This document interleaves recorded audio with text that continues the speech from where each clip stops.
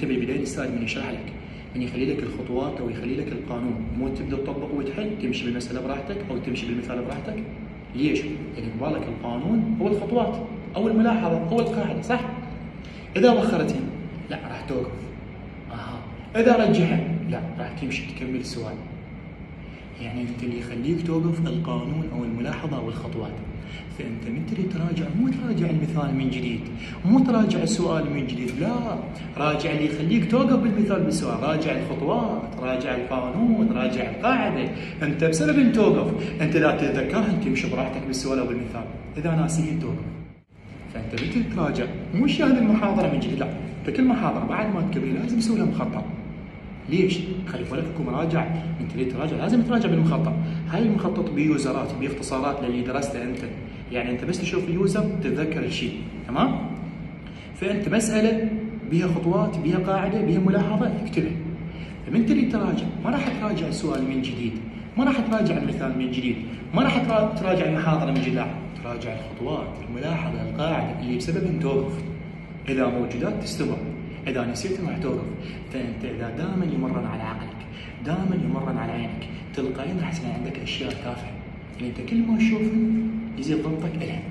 فأنت مستحيل بعد راح توقف بمثال أو مسألة جاي يحكي على الموضوع بصورة عامة. فأنت من تريد تراجع لا تراجع محاضرة شهرية من جديد وتقول أنا أخسر وقت، خاصة الأشياء الحفظية، يعني مثلا أحياء، أدب، اقتصاد. شوف هاي الاشياء الحفظيه نقطه ضعفها، تدري شنو نقطه ضعفها؟ انت لازم اي شيء من تريد تواجهه، واجه من نقاط ضعفها. تدري شنو نقطه ضعفها؟ دائما الاشياء الحفظيه شنو نقطه ضعفها؟ انه لازم تتجزأ، كل شيء بالدنيا صعب، اذا جزأناه يصير سهل، لازم تجزأ. يعني شلون؟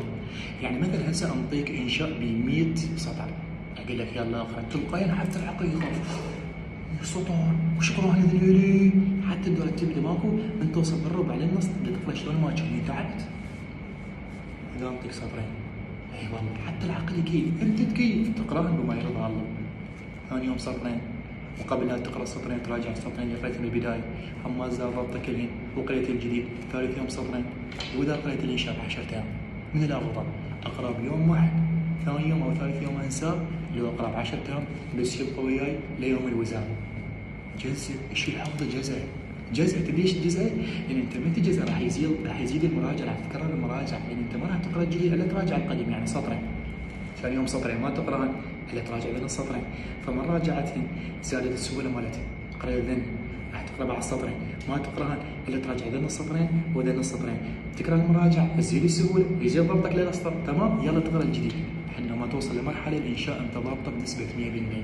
بس انت اذا قرأت فرد مرغوبه 100 بيت 20 بيت راح تحفظه، تحس نفسك حافظه، بس حاجه حشي بس لباكر، مجهزه بس لباكر لابو الامتحان، وراها طار، نخلي فوقها مواد طار اختفي. من تريد تقرا تتعب نفس التعب اللي تعبت في البدايه. دائما الحفظيات جزئي، ودائما خلي مراجعه تكرار، دائما خليه يمرن على عينك وعلى عقلك. بتكرار المراجعه يزيد السهوله وتقل الصعوبه، بتكرار المراجعه يزيد ضبطك للموضوع، تمام؟ جزء الشيء وكرر المراجعه عادي، واذا خليت 10 ايام عادي ما في اشكال. انت هدفك وزاره، جاي جهز نفسك للوزاره، كل من تخسر وقت، هذا الوقت من تخسر ما تبدا بالشر بعدين، يعني من تريد تراجع ما تخسر نفس الوقت اللي خسرته بالبدايه، لا، كل وقت خليه بس اراجع. اما انت اذا قريت شيء وبعد فتره من تريد تراجع وحسيت نفسك خسرت نفس الوقت، معناته قريته غلط، معناته قريته وقتي ما جيت ترسخ شيء بالعقل، تمام؟ هاي الاشياء الحفظيه. حتى مثلا الانشاء، العفو والادب، الادب لا تقرا موضوعين 3 4 بنفس اليوم، لا، هسه شلون جاي اشرح الموضوع؟ اذا عندي شاعر بالبدايه الحياه اضبط الحياه، لو باخذ قصيده ما اخذ القصيده الا راجع الحياه، والقصيده محمد شلون اقرا القصيده؟ ما اقراها كذا، لا، اقرا بيت قريت البيت ضبطت اقرا البيت اللي ورا، ما اقرا الا راجع البيت الاول، يلا اقرا البيت الثالث، ما اقرا البيت الثالث الا راجع الاول والثاني، يلا اقرا الثالث، ما اقرا الرابع الا راجع الاول ثاني ثالث، يلا اقرا الرابع. زين انت كل ما جاي ترجع جاي يزيد ضبطك للابيات، جاي تضبطها اكثر، جاي يزيد السهوله وتقل الصعوبه، تخسر وقت عادي بس بالاخير ما تخسر درجات. كل شيء جزء، اي شيء بالدنيا صعب اذا جزأته يصير سهل. عندك قول زرعه مخليها انا عندي، لازم دائما اسقيه، دائما تبقى خضراء ما تصير يابسه، كل يوم اراجع. شخص كل يومين يشوف انت لمده سنه، كل يومين يشوفه، كل يومين يشوفه، خليه يختفي عنك ويرجع، تعرف شنو القصه معه؟ حافظ حتى معالم وجهه، زين اذا اراوي لك مره واحده وبعد سنه اجيب لك، هذا وين شايفه؟ هو هو متغير. نفس الشيء الدراسه، دائما خليه تمر على عقلك، دائما الشيء مر على عقلك وعلى عينك. كل ما تشوف اكثر يزيد ضبطك ويقل وقت المراجعه، تزيد السهوله وتقل الصعوبه.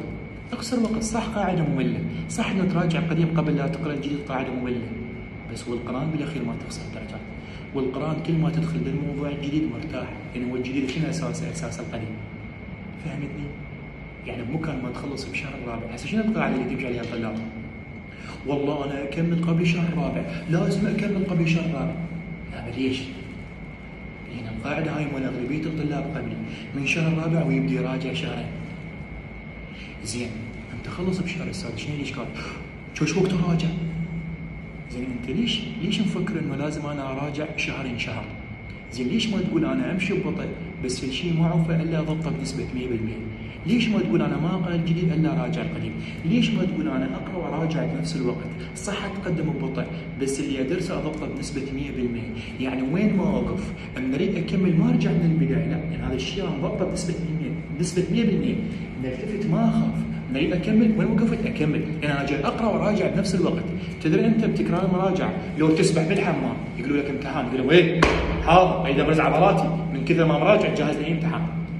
زين وهذا اللي يقرا ومفكر يراجع بشهر الرابع، هذا بس تقول له كلمه اختبار يخوف، اريد اراجع ما مراجع هذا الاسبوع يلا راجع.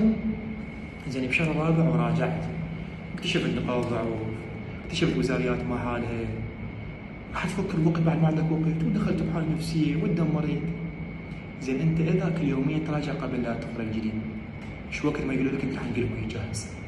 وليش تخلص بشهر الرابع؟ امتحانك بشهر الرابع، امتحانك بشهر السابع، خلص بشهر السادس، خلص بنص السادس، عندك رسالة الامتحان والمراجعة. شو تسوي بالمراجعة؟ انت كل يومية جاي تراجع قبل لا تقرا الجديد، انت ما جاي تتقدم الا تراجع، انت كل يومية تراجع، من الافضل كل يومية اراجع لو اراجع مرة واحدة. وشنو الفرق؟ واذا خلصت بشهر السادس، والله هذا بشهر الرابع مخلص قبلي، خلص اول واحد مكمل موادي. ترى مو على اللي مكمل ماده، لا على مضبط ماده. واذا خلص بشهر الرابع، خلينا نخلص بشهر السادس، ندخل انا وياك الامتحان بشهر السابع. يا اللي يجيب درجه انا لو انت. اصلا ندخل وانا مرتاح، لا خوف ولا قلق. انت بروح مضبط الماده. مرات اكو طالب شو يقول؟ اهو هذا الموضوع صار عوفه سهل، شوف من كثر ما صار عنده سهل وصل لمرحله كان يستهزئ بيه لعبه تروح من عنده. تدري انت بتكرار المراجعه راح توصل لمرحله من يقولوا لك امتحان كل يومين واذا امتحان، انا كل يومين جاي امتحن، انا كل يومين جاي اراجع نفسي. صار عندك كلمه اختبار شيء عادي وشيء تافه، حتى خوف وقلق ماكو. زين اذا بشهر الرابع وقلت لك يلا امتحان، او انت جاي تقرا بنص دراستك، انت ما جاي تراجع قديم بس تتقدم، يقول لك يلا امتحان. انا راجع، دائما تغير الموضوع، تخاف من كلمه اختبار، ليش؟ تدري بنفسك انه انت اللي قاري ما مضبط بنسبه 100%. انت اللي قاري ما مراجع، انت اللي قاري لا متاكد من وزارياته، لا مختبر بنفسك، مكتشف نقاط ضعفك. انت اي شيء من تقرا ما لا تقول كملته الا شوف كل وزارياته. اي شيء على مود تقول كملته بما يرضى الله، لازم تشوف وزارياتك يلا تقول كملته. زين انت اذا الموضوع لازم تكمل وزارياته وتقول انا ضابطه بنسبه 100%، هذا الشيء ما يراد له استعجال، يراد له بطء. يراد على كيفك تمشي، تمشي على كيفك. لا تقول ترى تاخرت، والله ما كمل شهر الرابع اجي، شو لك شو بشهر الرابع؟ ليش مخلي بالك شهر الرابع هي امتحاناتك؟ ليش تمشي على القاعده اللي تمشي عليها الاغلبيه عبالك صح؟ لا يا حبيبي، ليش انت لازم بشهر الرابع ابدا اراجع؟ امشي على كيفك، عادي اخسر وقت، وممكن شهر الرابع خلص بشهر السادس. بس انت اللي جاي تمشي بيه، اللي جاي تضبطه، اللي جاي تقراه، عندك بيه خلل؟ اكيد انت على كيفك جاي تمشي، ما تقرا الجديد الا تراجع القديم، وهذا الشيء ما توفى الا تضبط وزارياته ولا تختبر بنفسك وتكشف نقاط ضعفك وتعالجها، وبكل مراجعه تكشف نقاط ضعف وتعالجها، لحد ما توصل لمرحله انه انت مرتاح وواصل لمرحله صار عندك استهزاء وملل من الماده من كثر ما هاضمها. صار واضح؟ لا تفكر بس تريد تكمل الماده.